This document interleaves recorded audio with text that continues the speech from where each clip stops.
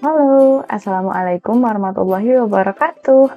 Perkenalkan, nama saya Solihatul Zumna Putri Permadani, NIM 2101516018841 dari offering A5H. Oh iya adik-adik, hari ini kita akan belajar tentang sumber daya alam. Di sini ada yang tahu nggak sih apa itu sumber daya alam?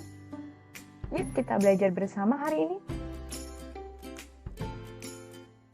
Indonesia terkenal dan kaya dengan sumber daya alamnya. Jadi, di luar negeri itu Indonesia terkenal akan kekayaan sumber daya alamnya. Hayo, jadi sumber daya alam itu apa ya? Nah, sumber daya alam itu adalah segala sesuatu yang berasal dari alam yang memiliki manfaat bagi manusia.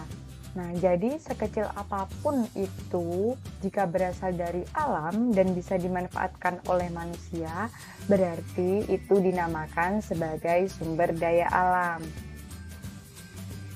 Nah, macam-macam sumber daya alam itu ada dua. Yang pertama adalah sumber daya alam yang dapat diperbaharui atau biasa disebut juga dengan terbarukan. Dan yang kedua adalah sumber daya alam yang tidak dapat diperbaharui atau tidak terbarukan. Lalu apa sih sebenarnya dua sumber daya alam ini? Yuk kita belajar bersama-sama. Yang pertama adalah sumber daya alam yang dapat diperbaharui ataupun terbarukan. Nah, sumber daya alam ini adalah sumber daya alam yang dapat dihasilkan kembali dan tidak akan habis meskipun digunakan terus-menerus. Emangnya ada ya, Kak? Ada loh. Contohnya itu ada tanah, air, hewan, dan tumbuhan. Kenapa hewan disebut dengan sumber daya alam yang dapat diperbaharui? Karena hewan itu tidak akan habis meskipun kita gunakan terus-menerus. Kita makan biasanya adik-adik memakai ayam goreng. Nah, itu kan termasuk sumber daya alam. Nah, ayam ini akan berkembang biak dengan bertelur dan akan selalu ada meskipun kita makan setiap hari. Nah, selanjutnya adalah ini. Kita lihat videonya ya. Ada seorang nelayan menangkap ikan dengan menggunakan jala. Nah, ini adalah salah satu cara menangkap ikan yang baik dan benar. Jadi ada para nelayan yang dilarang menggunakan bahan peledak, racun, bahan kimia, dan pukat harimau. Ini dilarang ya adik-adik karena bisa merusak ekosistem laut. Jadi harus menggunakan jala. Selanjutnya adalah Indonesia juga terkenal sebagai negara agraris loh. Negara agraris itu adalah pasti pernah dengar kan? Indonesia terkenal sebagai negara agraris. Nah, negara agraris ini adalah negara yang sebagian besar penduduknya berprofesi atau mencari bermata pencaharian sebagai di bidang pertanian seperti petani, seperti itu. Selanjutnya adalah berikut ini adalah hasil dan manfaat dalam bidang pertanian. Seperti contohnya adalah padi. Nah, padi bisa kita gunakan sebagai makanan pokok, yaitu beras. Padi kan jika diolah bisa menjadi beras, itu bisa menjadi makanan pokok kita sehari-hari. Selanjutnya adalah jagung. Nah, jagung juga bisa digunakan sebagai pengganti nasi. Jadi, manfaat jagung adalah makanan pokok dan makanan ternak. Selanjutnya juga ada kedelai. Kedelai ini, tahu dan tempe yang biasanya kalian makan ini berasal dari kedelai. Selanjutnya, yang terakhir adalah sayur mayur.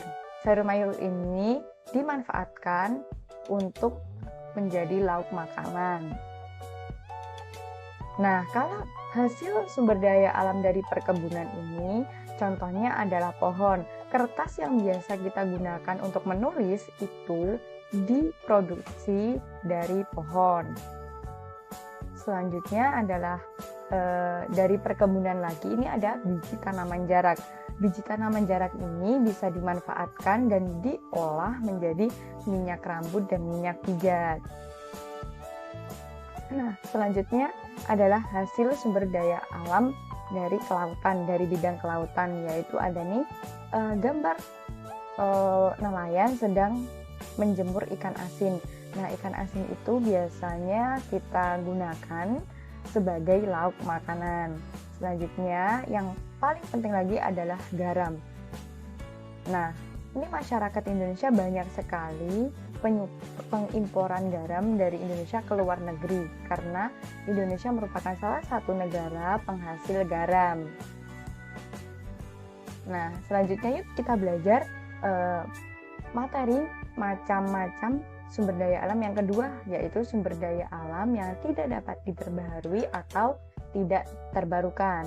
Nah, sumber daya alam ini adalah sumber daya alam kebalikan dari sumber daya alam yang dapat diperbaharui tadi, yaitu sumber daya alam yang tidak dapat diperbaharui adalah sumber daya alam yang akan habis apabila digunakan secara terus-menerus dan tidak akan bisa dihasilkan kembali. Jadi, sumber daya alam ini jika digunakan terus-menerus akan habis dan kita tidak akan bisa untuk mengolah kembali agar sumber daya alam ini ada gitu. Lalu apa saja sih yang termasuk sumber daya alam yang tidak dapat diperbaharui? Yuk kita belajar bersama. Nah, yang pertama ada minyak bumi. Yang kedua ada batu bara, yang ketiga ada besi, yang keempat ada gas alam, yang kelima ada emas, dan yang terakhir ada intan atau berlian. Jadi ini kebanyakan dari bahan pertambangan ya adik-adik. Jadi bahan pertambangan itu tidak bisa diperbaharui. Dan jika terus-menerus diambil, itu akan habis. Nah, ini adalah contoh dari pemanfaatan sumber daya alam. Pemanfaatan sumber daya alam batu bara. Nah, batu bara ini bisa digunakan sebagai bahan bakar kereta api loh. Kalau dulu kereta api zaman dulu itu bahan bakarnya menggunakan batu bara. Selanjutnya ini juga bisa digunakan untuk memasak. Pasti kalian yang punya mbah, nenek atau kakek yang masih menggunakan kompor zaman dulu ataupun tradisional pasti menggunakan bahan bakar batu bara untuk memasak bukan kompor sih. Kalau namanya itu iya kompor zaman dulu ya gitu. Selanjutnya adalah pemanfaatan minyak bumi. Nah, pemanfaatan minyak bumi ini bisa dilihat dengan kompor gas. Jadi kompor gas zaman sekarang, zaman modern yang biasa digunakan ibu kita untuk memasak itu berasal dari gas alam, dari minyak bumi. Jadi minyak bumi ini diolah menjadi gas LPG seperti itu.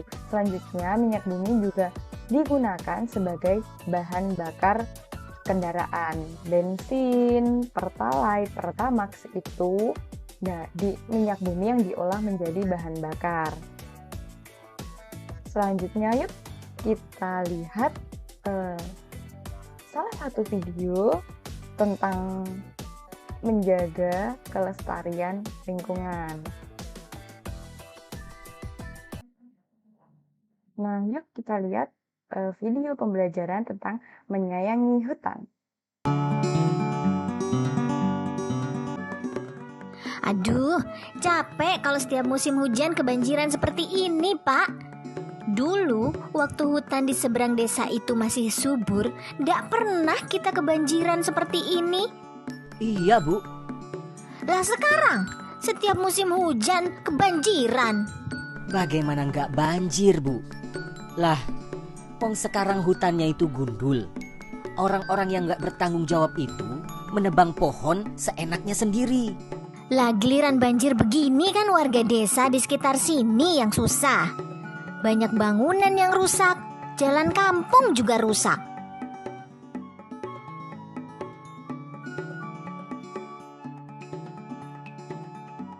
Ayah, emang nggak boleh ya kita ambil kayu di hutan?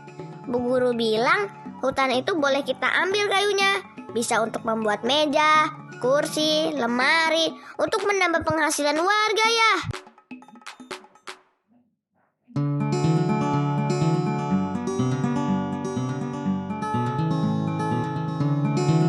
Pemanfaatan hasil hutan kayu hanya dapat dilakukan pada hutan produksi, baik itu hutan alam maupun hutan tanaman. Tahukah adik-adik apa itu hutan produksi? Hutan produksi adalah kawasan hutan yang dimanfaatkan untuk memproduksi hasil hutan.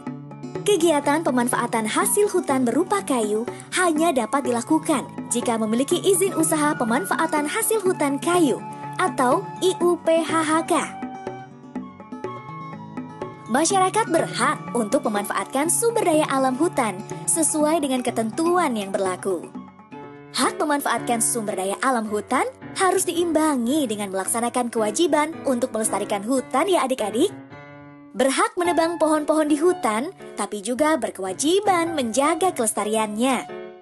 Adik-adik sudah tahu belum apa saja sih kewajiban dalam pemanfaatan sumber daya alam hutan? Kewajiban dalam pemanfaatan sumber daya alam hutan, misalnya melakukan reboisasi, yaitu penanaman kembali hutan yang gundul atau tandus. Melakukan tebang pilih, maksudnya menebang pohon yang sudah siap dimanfaatkan dan membiarkan pohon-pohon yang masih muda.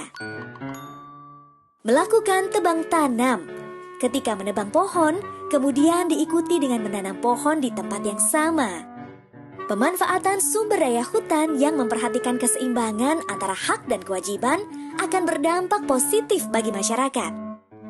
Adik-adik, selain dimanfaatkan untuk bahan kerajinan kayu dan bahan bangunan, hutan juga bermanfaat untuk mencegah erosi atau banjir, menjadi penyedia air, menjaga kelestarian sumber daya alam hayati, serta menghasilkan oksigen. Apa yang akan terjadi jika hak memanfaatkan hutan tidak diimbangi dengan pelaksanaan kewajiban melestarikannya? Ya, benar. Pemanfaatan sumber daya alam hutan yang tidak memperhatikan keseimbangan antara hak dan kewajiban akan berdampak negatif bagi masyarakat sekitar. Penebangan liar dan pembakaran hutan akan menyebabkan hewan-hewan di hutan kehilangan tempat tinggal, menyebabkan banjir dan juga tanah longsor. Nah, adik-adik, kita sudah belajar ya bahwa pemanfaatan sumber daya alam hutan yang memperhatikan keseimbangan antara hak dan kewajiban akan berdampak positif bagi masyarakat. Sedangkan pemanfaatan sumber daya alam hutan yang tidak memperhatikan keseimbangan antara hak dan kewajiban akan berdampak negatif bagi masyarakat. Sekarang, yuk kita kelompokkan pernyataan berikut. Apakah termasuk hak atau kewajiban dalam pemanfaatan sumber daya alam hutan? Memanfaatkan kayu dari hutan, ya benar, adalah hak. Reboisasi, tepat sekali, merupakan kewajiban. Tebang tanam, wah, pintar, termasuk kewajiban. Membuat obat-obatan dari tanaman di hutan, kalian memang jago deh, adalah hak. Menghirup udara segar, cerdas, adalah hak.